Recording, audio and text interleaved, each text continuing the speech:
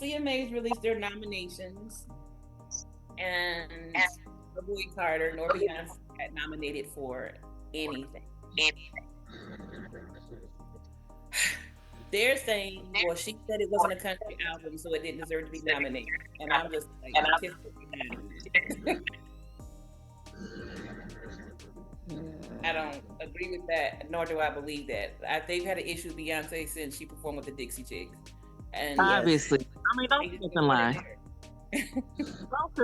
Don't lie to us and that's called playing in your face. Really? I think they're trying to make it seem like, okay,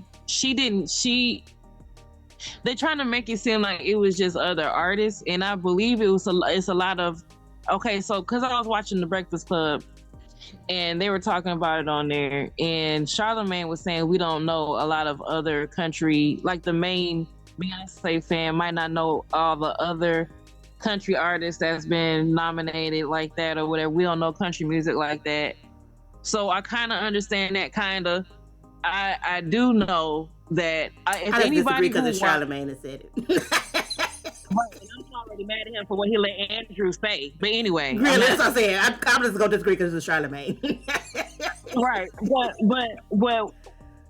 but it's clear, whatever reason, even if it makes sense, we saw how y'all acted when she did Daddy Lessons live. Yeah. And we saw how hard it was to get Lil Nas X anywhere. You know, we saw this. Okay, so don't act like, oh, it's not the same issue now. We don't have the same issue now. We saw how y'all did Dixie Chicks. Them. Right. Okay, so like, don't play in our face like that. But at the same time, Beyonce don't need that award because she already had issues with, other award shows. So she don't need it like that. And I think she she don't need it like that. So that's how I feel about it. I think we already knew how they was gonna do her anyway. Really, like I wasn't expecting. I would have been surprised if she got even a nomination. Like that would have been surprising. Right? She didn't have to win, but at least acknowledge. Yeah. So I was not surprised. She didn't have to win. But no nominations at all. Come on now. Y'all know what y'all doing. That's what I say. Y'all are not gonna beat the allegations, CMAs. Because I'm like, it's Beyonce, but I'm like, they have a pattern of not really acknowledging any black country stars, period. So it's not just her. She's just the biggest.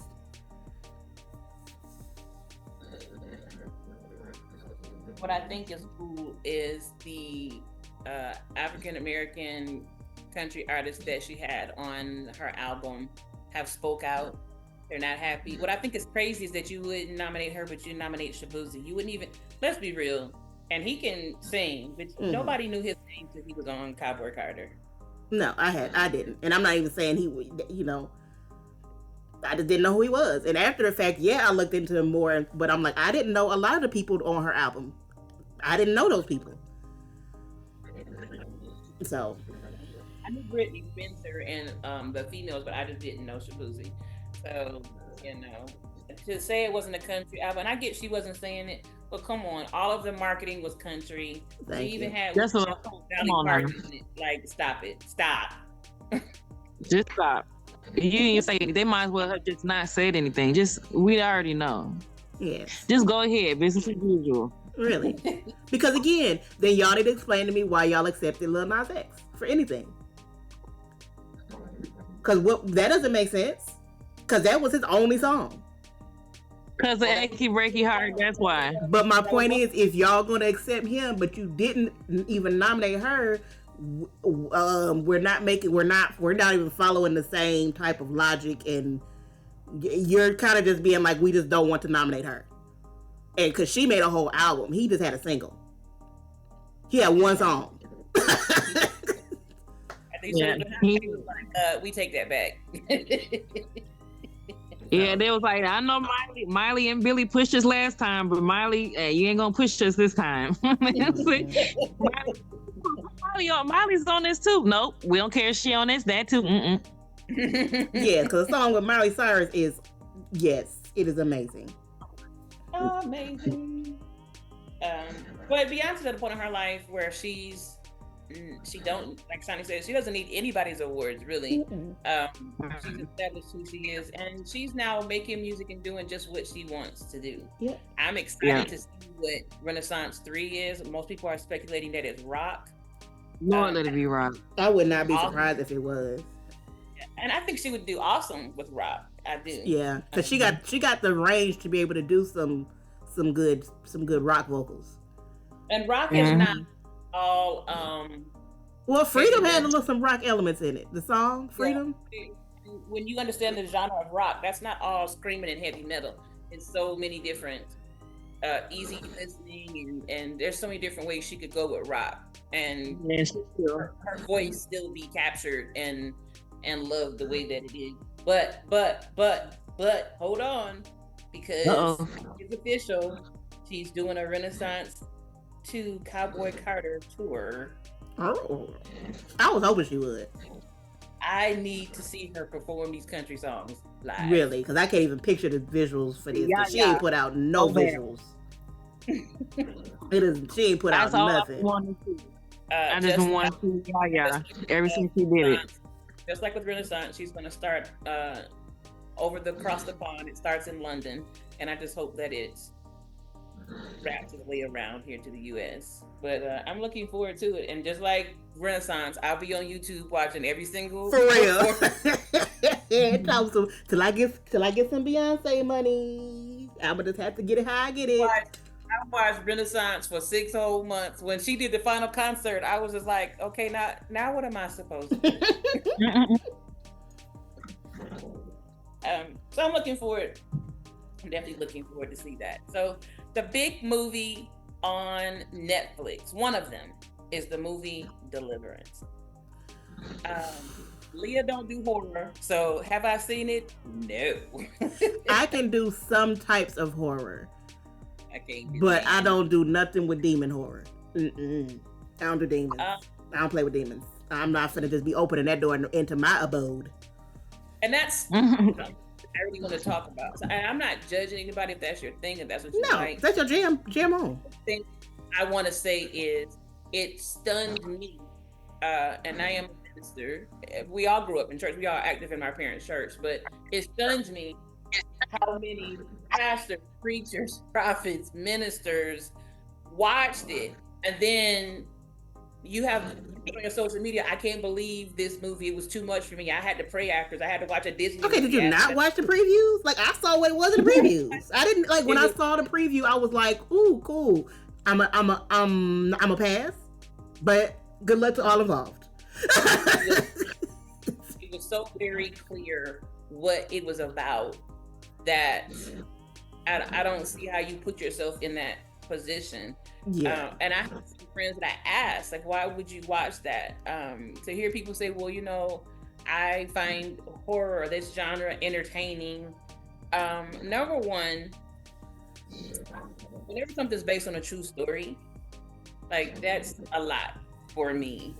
This was based on a true, it's happened to this family. The same as Amityville Horror did. Texas Chainsaw Massacre is based on the truth, which I think is that I wasn't even watching it. I was out with some friends, and it was like around Halloween. So this was some years ago, and they was playing it on the TVs in the place we were. And the clips I saw, I was like, my life has been changed, not for the better. I was like, who is watching this? Who is just watching this and being like, wow, this is great. I'm so entertained. I recently that Jeepers Creepers is based on the truth, and I definitely haven't. I don't even know what that's about, but I know enough to know. Why? Just I don't. Yeah. And the guy that was actually in, I think the guy that was actually in the movie was actually a PDF. So it was kind of made it worse that he was like attacking and murdering young teenagers, and it was that's kind of made it even kind of weirder. They did more than. It's a lot of that backstory of the Jeepers Creepers movie, and I just was like, nobody was like, hey, let's not. Okay, all right. But back to the Deliverance. I saw 2 little portions of the clip. I was like, have you seen one of her, I think it's her youngest son, is like literally climbing the wall or up to the Oh my. based upon what I know about what happened, that really happened. Like these kids That look really happened. possessed. Mm-hmm. But I don't even want to put all this out all. So, but one of my thing is one of the things I said, and I would stand by it and I tell him to his face, Lee Daniels was not qualified to do a movie that dealt with something so spiritual. Coming from a person who has seen demon possession and demon activity firsthand, have prayed for people and seen them be delivered. Uh, you have to pray for yourself before, during, and after Yes. that. Um, even when I lay hands on people, depending on what your reason is, I'm not touching you. Thank you. Because things. So I guess in the creative space, because he said he wanted to do something very different. But It's I was different. like, they had just about as many happenings on that set as Poltergeist did, with the exclusion of. I know at Poltergeist, one of the girls died. Yeah. Monique got very sick and had to be hospitalized. Lee Daniels' sister, that I guess she's in a scene where she's in the hospital and sick. She was diagnosed with cancer like 2 months later. Lee Daniels' dog died mysteriously. They had all kind of demonic happenings on the set. Stuff started happening in people's houses. And so I know there's a scene at the end where Andra Day starts speaking in tongues. And Lee Daniels himself, I saw the interview, and he said that there was so much, it was so heavy with them doing so much of the demonic stuff that when she did that scene, because she's a believer, she really was speaking in tongues. And it was like for about an hour, they couldn't stop it. But she was trying to get free. And I'm just like, why would you play with it? Like, that should tell you something. But he has said, based upon the experiences they had, he will never do a horror movie again. I like that at least he didn't do. A lot of people do it, be like, I can do it again. I don't care nobody say. At least he has to be like, you know what? I ain't gonna play with that no more. I ain't playing around with that no more. Lee, you not Wes Craven or Stephen King. This ain't your wheelhouse. No. For real, you got to have a deep relationship with the demons to make a movie. Especially when I saw Stephen King for the first time, I was like, oh, okay, yeah. Okay. When I saw him for the first time, I was like, yeah, that's Stephen King. Right. That look about right.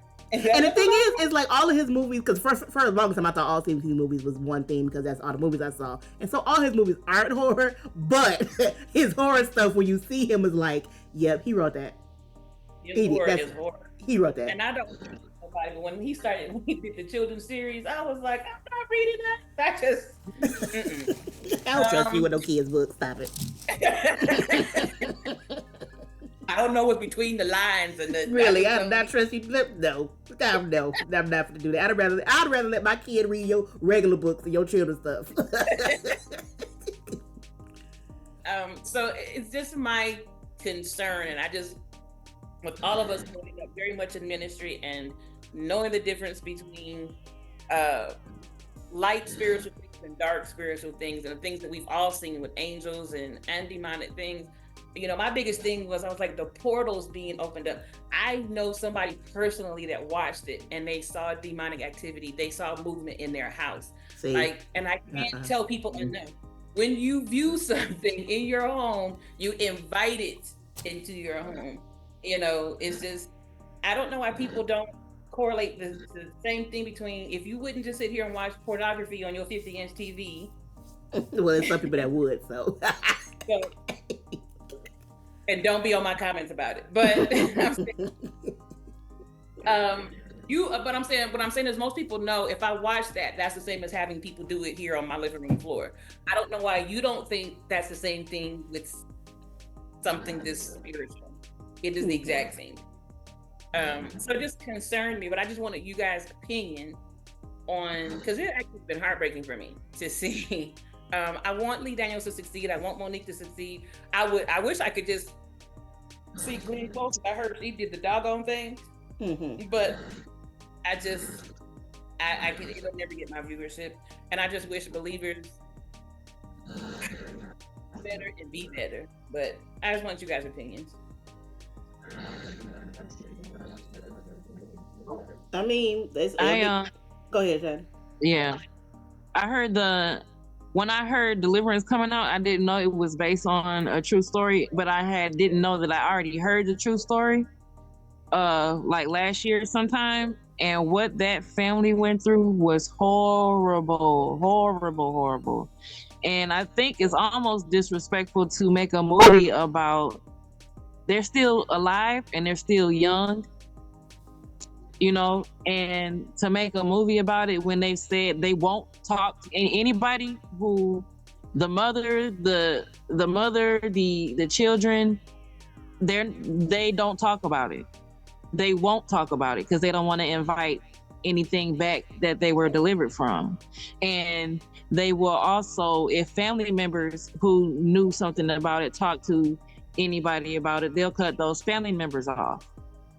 And I just think it's disrespectful, and ain't no telling like what they're experiencing right now is because they did a lot of hard work to distance themselves from that, because the children got taken away from the mother because they didn't know what was going on, and they went through a lot of trauma, a lot. And I think it's disrespectful to be like, oh well, let's make a movie out of it, you know, because it's if you're creative, there's other stuff you can do. It's always something else you could, you know. You didn't have to take these people, and they make it clear how they feel. You didn't have to take these people's lives and make a movie out of it for some change. Well, Lee Daniels said he wanted to bring attention to generational curses. I agree, like with Shani. Number one, you still need to be the right person to do that, and then two, you should not have done that to them.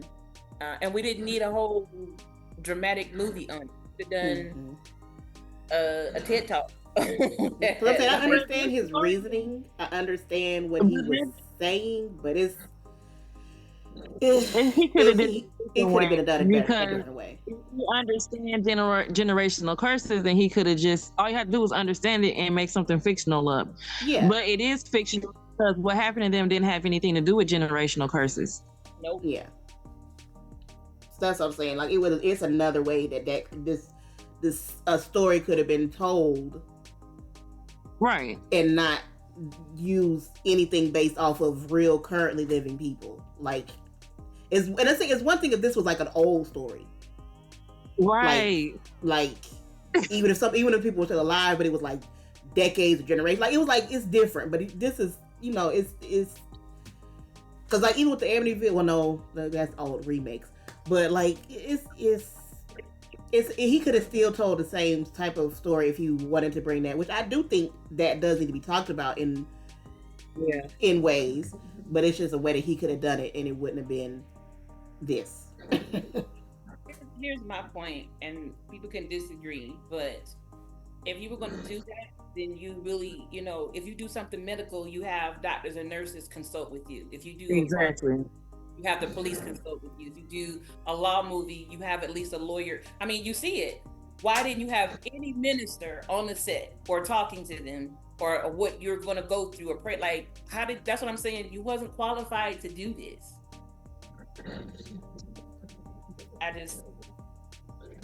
I know generational curses are handled through different spiritual beliefs, but even he was based on Christian. Yeah. So I was like, why wouldn't you have a minister there? Because it ain't you. But even with the Amityville family, I think they did 1 or 2 talk shows, and then they didn't want to talk anymore either, because they even said, you saw in the movie, their life was 10 times worse. They did have and I've never seen it, but I've lived long enough to have a pretty good idea what the movie's about. But yeah, it's not like it's a new movie. They've remade it and done, but like the original movie is not new at all. Literally did have like their blood coming down the walls and the beds being thrown across and hearing they was like, it was nonstop. They were being tortured in that house. I'm even ready to move on right now. The first night, I'd have been like, I'm out. Well, they said that they were like the reason, because like I remember they talked to the family, and then we can move on. And they were like, a lot of people were asking, why didn't y'all just leave? And they were like, we literally couldn't, because they had spent pretty much all of their money moving to that house. So they didn't have any other money to move again. So they were just stuck in that house. So you know. Well, it's every two shelter or something, but I understand. Yeah, and it wasn't like it was two family members. It was a bunch of folks. But yeah, we can move on. Speaking of like people, I hate when my mind jumps around. But did y'all ever see the show that was on like 10, 12 years ago called Infested? Yes, I never saw. I saw clips of it. I couldn't watch it all of it. It was too much. I was obsessed with that. It sounds like hoarders to the worst degree. It wasn't even hoarders. It would just be like certain types of pests or vermin would just like infest a home. Yeah, I can't do that. And just like take over the home. Like, I'm itchy. I don't know why I was obsessed with this show. I don't either. Because I remember you would tell me about it. I'm like, why are you watching this? I would watch it every week, like, and then be sitting there like needing to take 10 showers. Really? Like you tell me, I'm like, why are you still watching this? Stop watching it. I mean, it's infestation beyond anything you could even imagine. But there was a family. The only reason why this came back to my mind was Angelique saying that the family had spent all their money, and this was a couple with, I think, 2 young kids, like under the age of 3, and they had spent all their savings to buy this beautiful, their dream house, and the house, I think that was the house that was infested with either bats or raccoons, and they ended up having to get a trailer and live outside of their own house they just bought for almost a whole year because it wasn't easy to get them out of the house. When I say like infestation, there was like 1 or 2 people that had ants, but these people would have like bats, rats, raccoons. Like it was one lady, she had raccoons in her house so bad to where she literally had to lock herself in her room because they were trying to get to her. See, listen, that's what you are living in a horror movie at that point. Like at some point, like some of these people, y'all want to make some money, sell the rights to your story. Because some of that stuff is a horror movie. I think the worst one for me was the family whose house literally got infested with snakes. When I tell you I would have lost burn it to the ground, burn it down. Who needs a house? Not me. So I'm like, I would have went to the shelter. Nope, I can't. Because the thing is, I don't think I could ever live in the house again. Because the second something brushes up against me, I'm literally going to lose my mind. I'm going to lose it. And I don't matter if like we got rid of everything. If something brushed against me, I'm done. My wig off. I'm gonna lose it. I'm gonna lose it. It was. Oh, listen.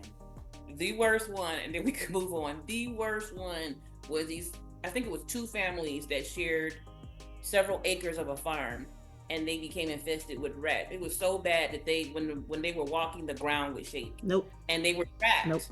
Nope. They had overrun the roads. Nope. They had eaten all the. Nope.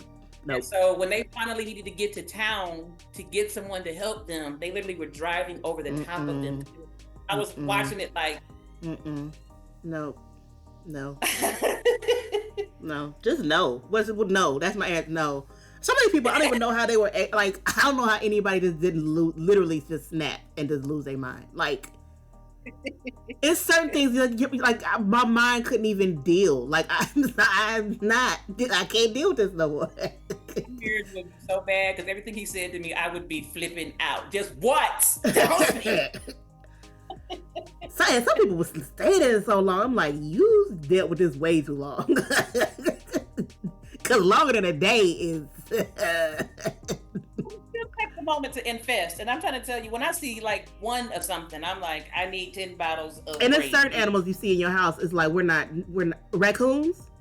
I'm saying like ants. A couple families had like bees. Okay, these are something that flies, but a whole big, like you got hundreds of raccoons in your house. That didn't happen overnight. The second I see one raccoon in my house, not